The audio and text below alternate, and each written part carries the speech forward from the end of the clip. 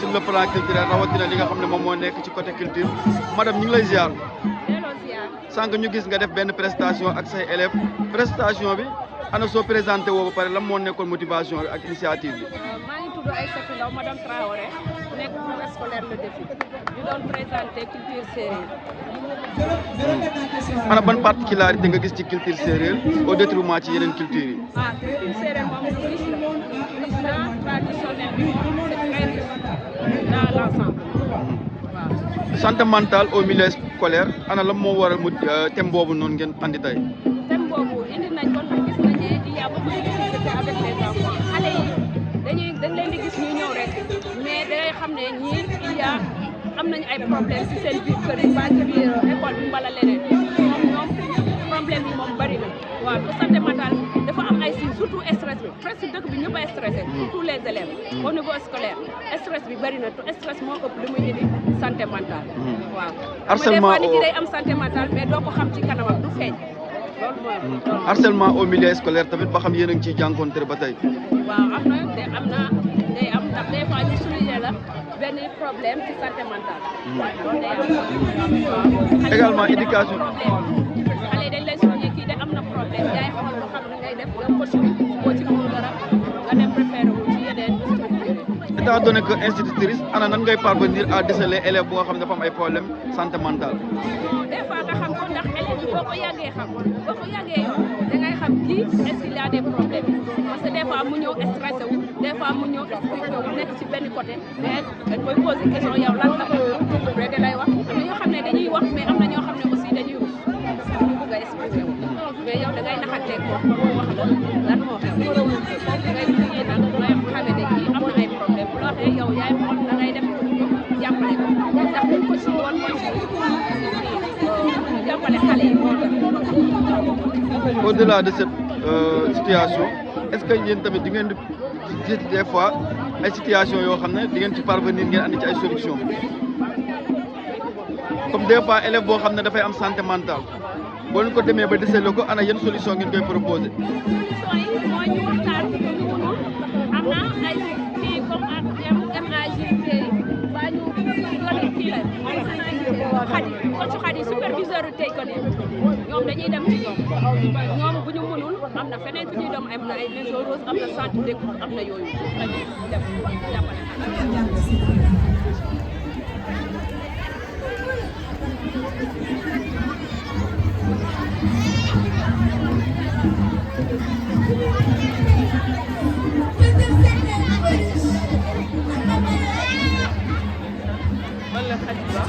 Donc je suis programme manager chez Tackle Africa. C'est une ONG anglaise qui à travers le football fait de la prévention, tout ce qui est VIH, santé sexuelle, etc. Nous aujourd'hui on est là pour faire de la prévention sur la santé mentale. Donc là c'est un tournoi dans le GCC programme du bloc 2, c'est pour clore le bloc 2 avec l'école Le Défi.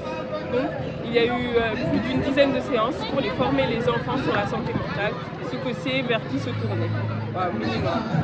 Par rapport au milieu scolaire ba tey dañuy gis li nga xam ne moom a nekk harcèlement bi nga xam ne day jóge ci élèves yi des fois di jëm ci prof yi di jóge prof yi dem ci élèves yi ana seen ONG bi nan lay parvenir à gérer situation yooyu.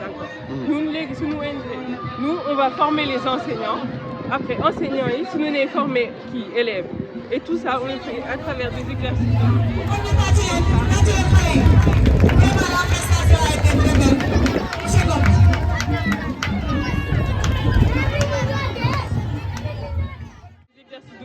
day tax xale bi gën comprendre affaire bi te kii notion yi gën dugg ci seen bopp loolu dëgg la c'est une réalité harcèlement am loolu tamit ci santé mentale bi la bokk parce que day tax xale bi après noonu lay def ba bàyyi jàng te kenn xamul loolu c'est important def prévention ci loolu. Comment par le volet sportif ngeen bëgg jaaree éradiquer li nga xam ne moom moo nekk fléau harcèlement au milieu scolaire bëgg tamit imposer li nga xam ne moom moo nekk une bonne santé mentale ci école.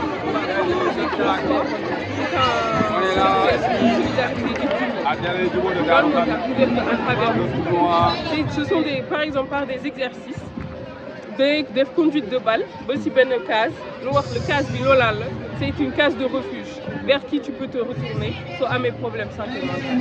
C'est à travers quelques exercices de football comme ça qu'on fait ça. Parce qu'on sait que le sport, et encore plus le football, ça réunit les gens et ça fait qu'ils sont solidaires. Parce que si terrain bi, benn équipe la, amul individualité daal comme équipe Sénégal ni mu gagné CAN bi. ba tey mu nekk li nga xam ne moom moo nekk santé mentale au-delà de école de filles est-ce que am ngeen yeneen domaine de prédilection fii ci Sénégal wala ci Afrique. Waaw. On est dans plusieurs pays d'Afrique, notamment Afrique du Sud, Mozambique, Ouganda, dëkk yooyu ak Zambie tamit boo xamante ni là-bas aussi c'est à travers le football qu'on agit toujours. Nous, notre vecteur c'est le football. Parce que c'est un phénomène mondial, hein, santé mentale, santé sexuelle, VIH. Nous, notre premier volet, c'était la santé sexuelle et le VIH. Mais on s'est tourné vers la santé mentale parce qu'on a trouvé que tout est lié. Wow. On agit dans plusieurs pays d'Afrique, am na Côte d'Ivoire, Bénin. Par rapport à vos perspectives, quelles sont vos ambitions fi nga xam ne moo nekk ci banlieue bi rawatina tamit ci Sénégal. Ñun suñu ambition mooy ce programme du nekk programme à court terme mu nekk quelque chose à long terme que l'on peut installer dans toutes les écoles et surtout toucher les politiques publiques. Loolu moo tax ñu doon woo autorités yëpp di ñëw tey pour ñu xamante ni que c'est un problème surtout pour les jeunes enfants. Toucher les autorités publiques, c'est le plus important. Comme ça, on peut changer les lois. Former professeurs dès leur formation, de leur former à dire que les enfants ont des problèmes, peuvent avoir des problèmes. Comment régler cette situation? C'est ça le plus important.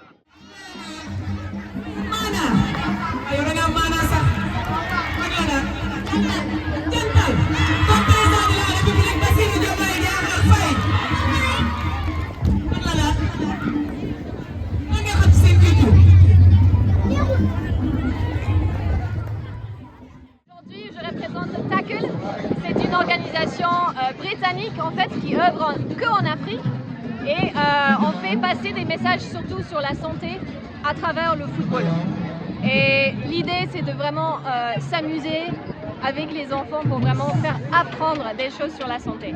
Donc aujourd'hui, nous sommes là pour le programme GCC, donc Global Challenges Canada, qui travaille sur la santé mentale et le bien-être.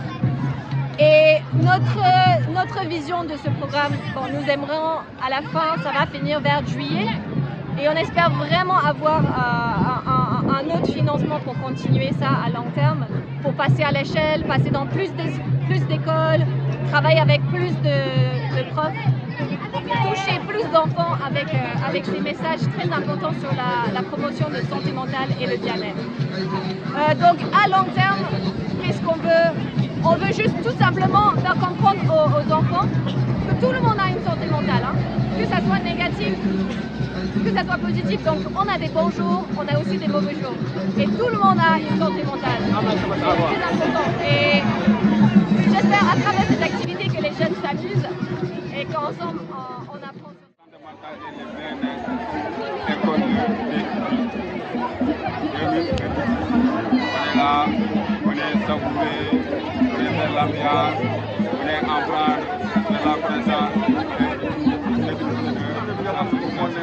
Journée santé mentale école la jëndi di ko def tey ñu ànd kenn koo xam ne ci école bi la nekk kenn doon ko présenté mu nekk madame Barka madame ñu ngi lay ziar. maa ngi lay fay nuyu bu baax.